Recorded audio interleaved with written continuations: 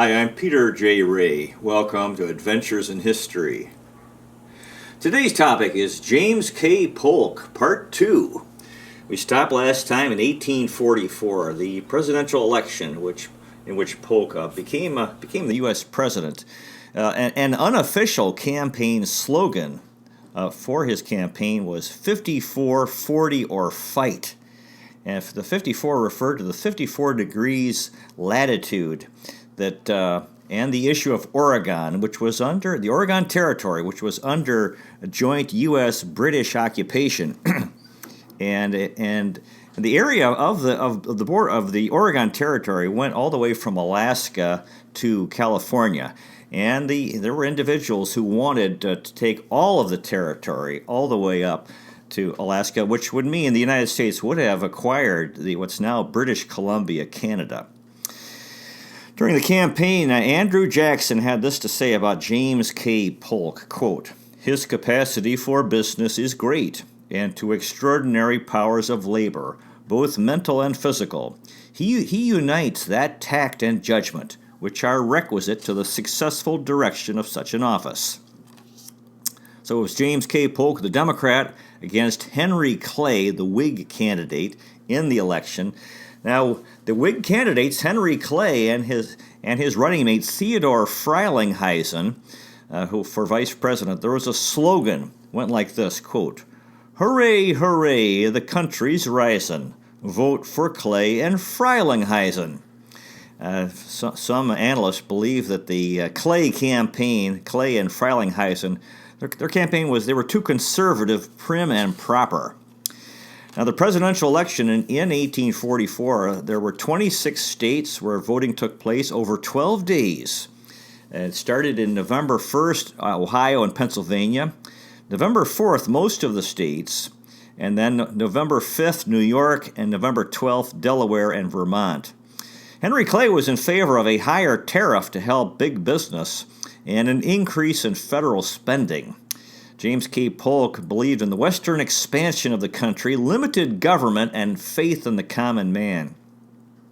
James K. Polk easily carried 11 states, giving him 111 electoral votes: Maine, New Hampshire, Pennsylvania, Virginia, South Carolina, Georgia, Alabama, Missouri, and Mississippi. And Clay easily won 10 states with 92 electoral votes: Vermont, Massachusetts, Rhode Island, Connecticut, New Jersey, Delaware, Maryland, North Carolina, Kentucky, and Ohio. 5 states were up for grabs. They were very close: Minnesota, Indiana, Tennessee, Louisiana, and New York. Now, Polk lost his home state of Tennessee, but he won the election to become the 11th U.S. president. It was said that he was this obscure Democratic nominee who defeated the famous Henry Clay, the Whig candidate. It was a close election. Yeah, Henry Clay was famous, but he'd been around for a long time, and people often liked somebody new. Even though Polk had been in politics for a long time in Congress, but as far as the national public was concerned, he was relatively new. Henry Clay had been the nominee of the Whig Party back in 1832, and it seemed like he was perpetually a presidential candidate. So Clay won the election. It was very close. Polk won, rather. Polk won one. His votes, the number of his votes he received was 1,338,464. Clay 1,300,097. So only a difference of 38,000. In the Electoral College, Polk won 170 electoral votes and Clay 105. Now, Polk won New York State by only 5,000 votes, and if he had lost New York, Henry Clay would have become the 11th president. Also in 1844, Andrew Jackson Donaldson, Andrew Jackson's adopted son, was sent to Texas as U.S. ambassador. Texas was still an independent country. It had become independent of Mexico. He was sent in November, and he was sent to show American support for Texas. He arrived in Galveston, the capital of Texas at the time, and stayed in a log cabin next to Sam Houston's. Sam Houston, who was a powerful leader in Texas, was very disappointed that the U.S. twice had rejected Texas joining the Union. And he was worried. The Texans were worried because they knew the Mexicans were going to come and try to take back Texas by force. So they started looking to Great Britain for support against Mexico. March 3rd of 1845, Congress passed a joint resolution which annexed Texas, brought Texas into the Union, which had been sponsored by President John Tyler. Following day, James K. Polk was inaugurated in Washington City as the 11th president. In his inaugural address, he said, quote, "Every lover of his country must shudder at the thought of the possibility of its dissolution, and will be ready to adopt the patriotic sentiment. Our federal union, it must be preserved." He was quoting Andrew Jackson and, the importance, his belief in the importance of the states sticking together and not breaking up, which of course happened in the Civil War. He also said during his inaugural address, quote, "Although the chief magistrate must almost of necessity be chosen by a party and stand pledged to its principles and measures, yet in his official action he should not be president of a part only, but of the whole people of the United States. While he faithfully carries out in the executive department of the government the principles and policy of those who have chosen him, he should not be unmindful that our fellow citizens who have differed with him in opinion are entitled to the full and free exercise of their opinions and judgments, and that the rights of all are entitled to respect and regard." Those are fine sentiments of respecting everyone in the country, even those who voted against him. There's a story that a lady in Columbia, Tennessee, voiced her support for Henry Clay because she said that Clay's wife was a good housekeeper who made fine butter. Sarah Polk responded to this story and said, quote, "If I should be so fortunate as to reach the White House, I expect to live on $25,000 a year, and I will neither keep house nor make butter." Former President John Quincy Adams had this to say about the new president, James K. Polk, quote, "He has no wit, no literature, no point of argument, no gracefulness of delivery, no eloquence of language, no philosophy, no pathos, no felicitous impromptus, nothing that can constitute an orator, but confidence, fluency, and labor." Some folks believe that James K. Polk considered him a straight-laced Methodist, and his wife was a strict Presbyterian, and the couple banished drinking, dancing, and card-playing in the White House. Sam Houston said that the only thing wrong with Polk was that he drank too much water. Age 49, James K. Polk was the youngest president elected at the time. His inauguration day was a rainy day in Washington, and John Quincy Adams said that his inaugural address was given, quote, "to a large assemblage of umbrellas." It was James K. Polk's arrival was, some historians believe, similar to John F. Kennedy's in 1960, the passing of the torch to a new generation. In 1845, Sam Houston in Texas accepted the offer of U.S. annexation, and in July, the Texas legislature voted for U.S. annexation. The previous month, in June of 1845, Andrew Jackson died. Historian Walter R. Borneman wrote, quote, "Texas was safe, but now James K. Polk was truly on his own." Polk's Secretary of State was James Buchanan from Pennsylvania, and President Polk wanted to resolve the Oregon issue. Oregon was rich in beaver pelts, fish, timber, and farming opportunities. And the borders of that time, under joint occupation with Great Britain, 54 degrees north at Russian Alaska, 42 degrees north at Spanish California, Mexican California by this time, the Rocky Mountains to the west and the Rocky Mountains to the east and the Pacific Ocean to the west. Both the United States and Great Britain wanted Puget Sound, which was a good harbor.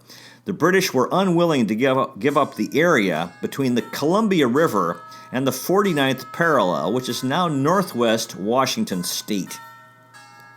In 1843, 1,000 American settlers traveled the Oregon Trail to Oregon, and the following year, 2,000 settlers made the same trip. Andrew Kennedy was a congressman from Indiana and said this in 1846, quote, "Go to the west and see a young man with his mate of 18. After a lapse of 30 years, visit him again, and instead of 2, you will find 22. That is what I call the multiplication table." John L. O'Sullivan was a journalist during this period, and he said it was, quote, "the fulfillment of our manifest destiny to overspread the continent allotted by Providence for the free development of our yearly multiplying millions." So this expression became popular, manifest destiny, that it was God's will, folks believed, for the United States to expand west all the way to the Pacific Ocean. May of 1845, it looked like there was going to be war with Mexico over Texas. The Mexicans had said, if the U.S. took Texas, that it meant war with Mexico. So President Polk sent the U.S. Army under the leadership of General Zachary Taylor to Texas with 1,500 troops in May of 45. At the same time, Frederick Douglass published a book about his life as a slave, and he became famous and popular in the abolition movement dedicated to ending slavery. August of 1845 was the beginning of the Irish potato famine, which lasted for 4 years. And during that famine, 1 million Irish people starved to death, and 1 million emigrated, many to the United States. October of 1845, the Naval Academy opened in Annapolis, Maryland, and in December, Texas was admitted as the 28th state to the United States, a slave state. Polk had this to say about, he was still working on the Oregon question. President Polk said this about Oregon, quote, "The only way to treat John Bull," John Bull is the nickname for Great Britain, "was to look him straight in the eye. A bold and firm course on our part was the Pacific one. If Congress faltered or hesitated in their course, John Bull would immediately become arrogant and more grasping in his demands." He believed he had to be tough on Great Britain with respect to the Oregon Territory. So in 1846, President Polk extended American laws to Oregon, which was still under joint occupation with Great Britain. He built forts on the Oregon Trail for safety for those traveling to Oregon. And he was determined that California would join the U.S., linking Texas and Oregon. President Polk was committed to the Rio Grande River being the border with Mexico, rather than the way of this other river. And his policy was if the Mexican army crossed the Rio Grande, it meant war for the United States with Mexico. Now, at the same time, he hoped to buy Texas, New Mexico, Arizona, and California from Mexico without going to war. So he was negotiating for that purpose. January of 1846, half of the American army was at the Rio Grande River, and it looked like war was going to start, which it did. 50,000 more troops were sent after the war started. The war was mostly popular. There were opponents. Massachusetts writer Henry David Thoreau was against the war and was jailed for non-payment of taxes. He believed that taxes were supporting the war. He didn't want to support the war. And he wrote an essay called Civil Disobedience, which later was inspired people like Martin Luther King. Also, young Congressman Abraham Lincoln opposed the war as a member of the Whig Party, who they saw this as a political issue.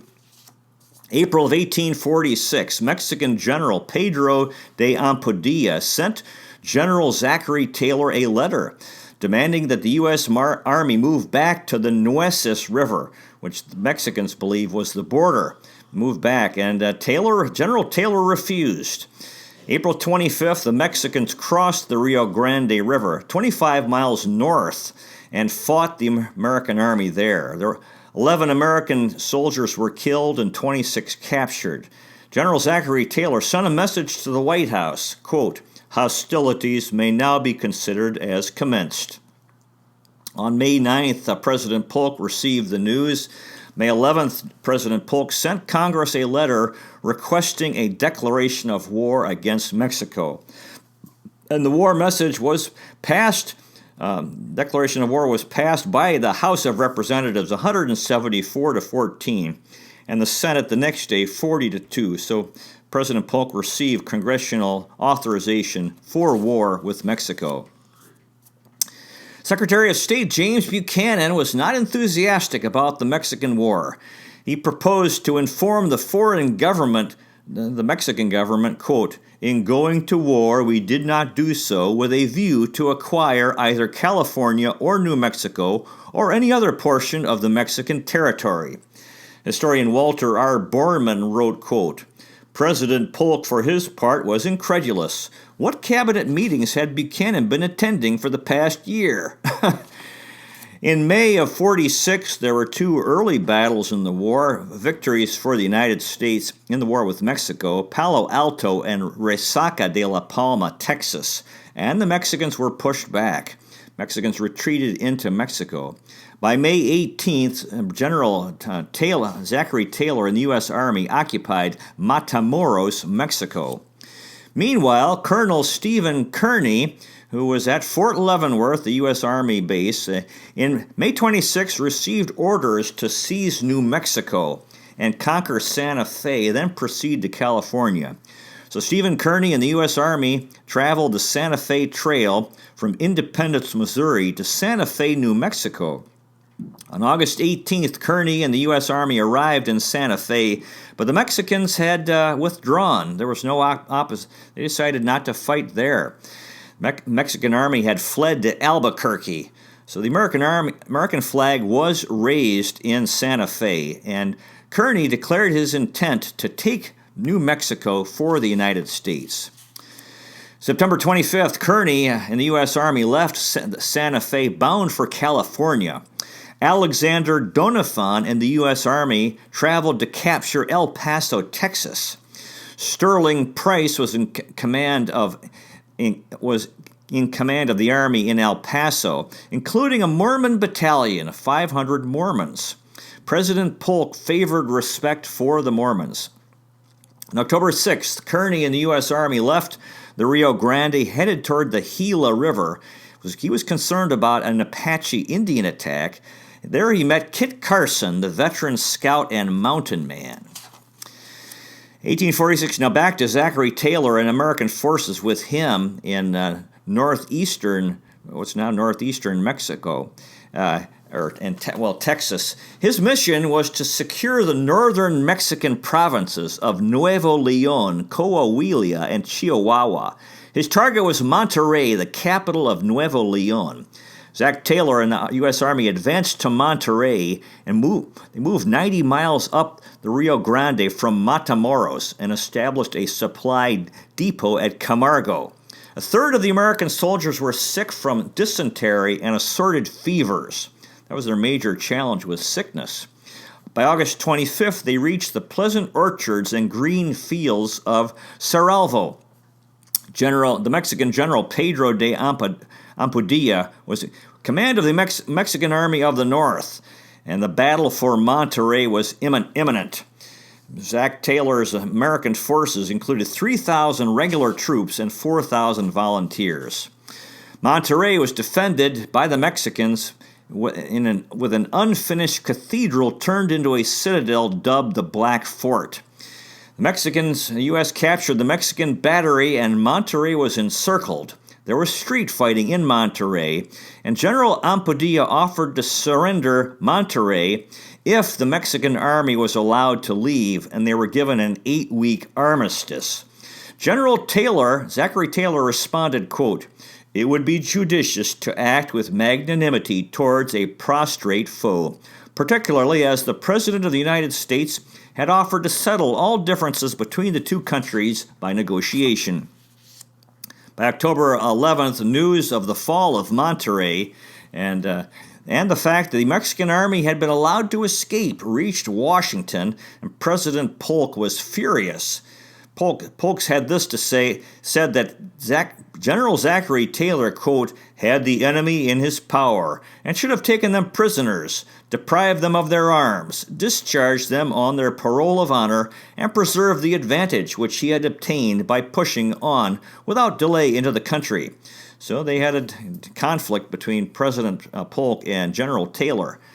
Now, the communications was very slow. It took a month for the communications to pass between President Polk and General Zachary Taylor. March of 1846 in Washington City, there were supporters of the U.S. taking all of the Oregon Territory all the way up to Alaska, 54 degrees north latitude. They wrote 5440 all over the town overnight, and the newspaper reported, quote, in the course of 2 or 3 nights, these cabalistic figures were written apparently 4,000 or 5,000 times upon the windows, doors, street corners, houses, public buildings, stores, and fences of the different avenues and streets of the city. 5440 or fight became a popular slogan. In June of 46, the British offered the 49-degree latitude as a border between British Canada and the United States. And then, except the British would keep all of Vancouver Island, which goes south of 49 degrees latitude. President Polk liked the British offer and was inclined to accept it. However, James Buchanan, an Anglophile, was afraid to offend the British and opposed the deal, surprisingly. It was said, quote, the 5440 men were the true friends of the administration, and he wished no backing out on the subject. So apparently Buchanan wanted to take all of the Oregon Territory. President Polk was outraged. Now, Buchanan was interested in becoming president himself in 1848, so he wanted to show a difference with himself and President Polk. President Polk asked the Senate's advice, and the Senate voted 41-14 in favor of the proposal of 49 degrees as the border between the U.S. and Canada in the Northwest. And so the Oregon issue was resolved without war with Great Britain, and this was a big help so that President Polk could focus on Mexico. At that time, there were no income taxes, and the revenue from the tariff would pay for war with Mexico. Other things going on in 1846. In February, Brigham Young led a Mormon migration to Utah. In December, Iowa was admitted as the 29th state, a free state. And during the war with Mexico, the U.S. occupied New Mexico and California. Also in 1846, the White House was centrally heated for the first time. On August 6th, President Polk signed a bill creating the Smithsonian Institution, quote, for the increase and diffusion of knowledge among men. Also in 1846, the sewing machine was patented by Elias Howe, which aided in the mass production of clothes. Now back to the Mexican War, February 21st, General Zachary Taylor was at Agua Nueva with reports of the Mexican army, 20,000 strong, led by General Santa Anna coming. And Taylor decided to withdraw to Buena Vista. And he was at or near Angostura Pass with 5,000 Americans facing 15,000 Mexican attackers.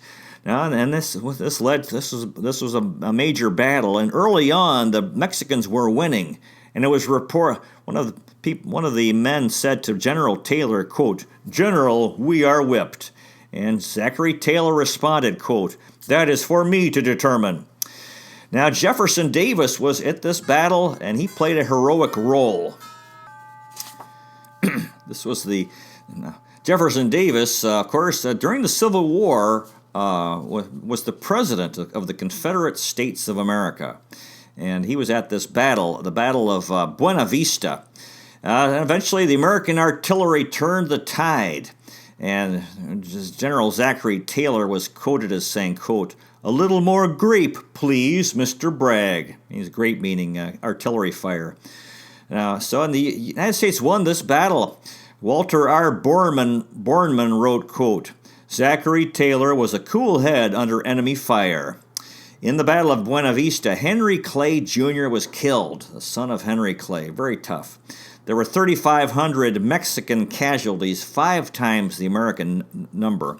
So this was this was actually the biggest of American victory in the Mexican War. February of 1847, when the U.S. under the leadership of Zachary Taylor defeated the Mexican army under Santa Anna at the Battle of Buena Vista. By September of that year, General Winfield Scott captured Mexico City, which actually ended the war. Now, backing up a little bit, in February of 47, after this Battle of Buena Vista, Santa Anna retreated to San Luis Potosí, and this was the end of fighting in northern Mexico. Now, there was opposition to the war back in New England. As we said, Henry David Thoreau spent a night in jail. The opponents of the war called it Mr. Polk's War, and President Polk was under pressure to end the war. The plan at that point was to attack Mexico City via Veracruz, and General Winfield Scott was seen as the commander for that mission. Now, President Polk and Scott disliked each other. Scott was another guy who hoped to become president, and he was a die-hard Whig. Walter R. Borneman wrote, quote, "James K. Polk, after all, value or damned party affiliation with a fervor approaching religious conversion." The news of Zachary Taylor's exploits came back to the folks in the U.S. and the East, and Walter R. Borneman wrote, quote, "Winfield Scott was beside himself. He had to get into the fray." Scott was in Washington City, so Winfield Scott wanted to be the hero of the Mexican War. So he left to New York City in November of 46 for Mexico, and he took 9,000 of Zachary Taylor's forces, headed for Lobos Island south of Tampico. In March of 47, Scott in the U.S. Army was near Veracruz. With Scott was George Meade, Robert E. Lee, Joseph Johnston, and P.G.T. Beauregard, who all became famous Civil War generals. By March 27th, Veracruz was surrounded by American forces. Santa Anna had 12,000 troops waiting at Cerro Gordo. There was a victory at this time, and Santa Anna retreated to Orizaba. Now, so President Polk was hoping to negotiate with the Mexicans to end the war. He sent Nicholas Trist as his negotiator to negotiate with the Mexican government. And President Polk's proposal was a new U.S.-Mexican border, the Rio Grande to 32 degrees north, just north of El Paso, and then west to the Pacific Ocean. And in his offer, the U.S. would pay Mexico $15 million. Trist left Washington on April 16th, arrived in Veracruz May 6th. And that's where he met up with General Winfield Scott, and they started to have a feud. And by this time, General Scott and the U.S. Army occupied Puebla, 75 miles from Mexico City, on May 15th. Well, that concludes today's episode. We'll finish up tomorrow, The Life of James K. Polk, Part 3. You might consider checking out our website, Adventures in History with Peter J. Ray at peterjray.com. So far, we've made 591 history videos in 7 areas: world history, American history, book reviews, poetic tours, Cleveland baseball, family history, and autobiography. You also might consider checking out our podcast, Adventures in History.